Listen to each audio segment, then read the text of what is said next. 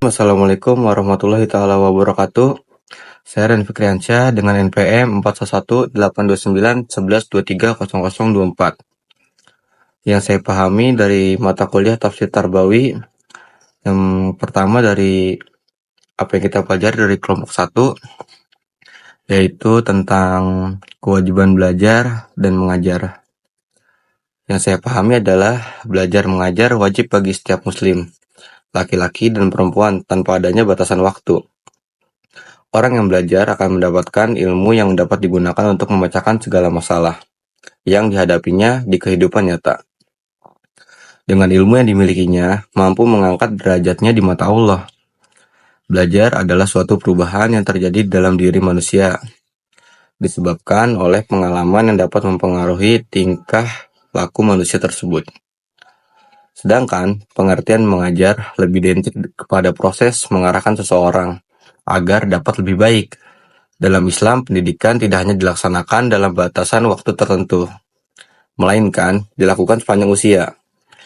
Dalam pandangan Islam, dalam kewajiban untuk menuntut ilmu atau pendidikan, bukan hanya pengetahuan yang terkait urusan akhirat saja yang ditekankan oleh Islam, melainkan pengetahuan yang terkait dengan urusan dunia juga.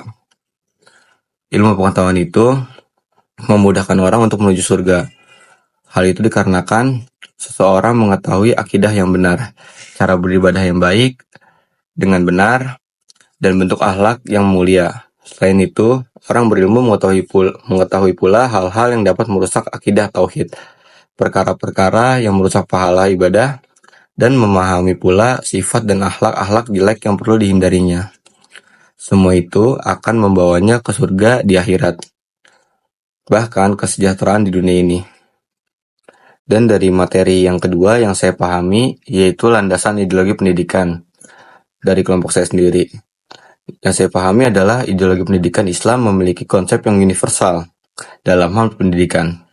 Di tengah membanjirnya ideologi-ideologi pendidikan barat seperti ideologi konservatif dan liberal, ternyata ideologi pendidikan Islam mampu memberikan konsep yang dapat mencakup dari keduanya.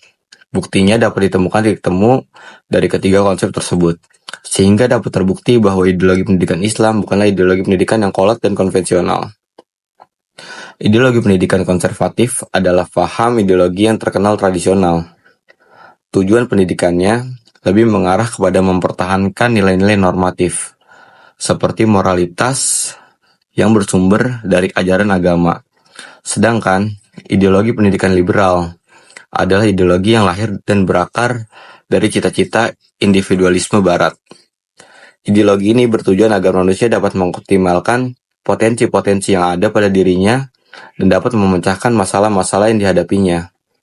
Titik temu antara ideologi pendidikan Islam, konservatif, dan liberal adalah yang pertama, konsep tujuan pendidikan antara ideologi pendidikan Islam dan konservatif adalah sama-sama lebih meyakini nilai-nilai keabadian sebagai tujuan akhir. Sedangkan ideologi pendidikan Islam dengan liberal yaitu sama-sama bertujuan untuk mengoptimalkan seluruh potensi yang dimiliki oleh manusia, sehingga manusia dapat mengenal dirinya dan mengaktualisasikan dirinya. Yang kedua, dari segi kurikulum. Ketiganya memiliki konsep yang berujung pada proses aplikatif dari apa yang telah dipelajari di sekolah. Ketiga, tentang konsep manusia. Mereka memiliki titik temu bahwa manusia sebagai makhluk asli yang paling mulia di antara makhluk lain.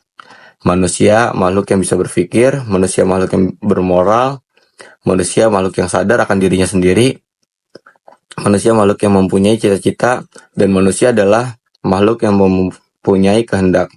Yang keempat, metode pendidikan yang sama-sama digunakan ketika terjadi masalah dalam diri peserta didik adalah metode bimbingan dan penyuluhan atau disebut dengan bimbingan konseling.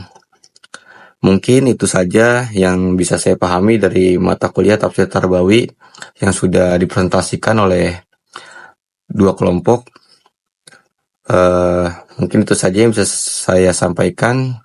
Kurang lebihnya mohon maaf. Wabillahi taufiq wal hidayah. Wassalamualaikum warahmatullahi wabarakatuh.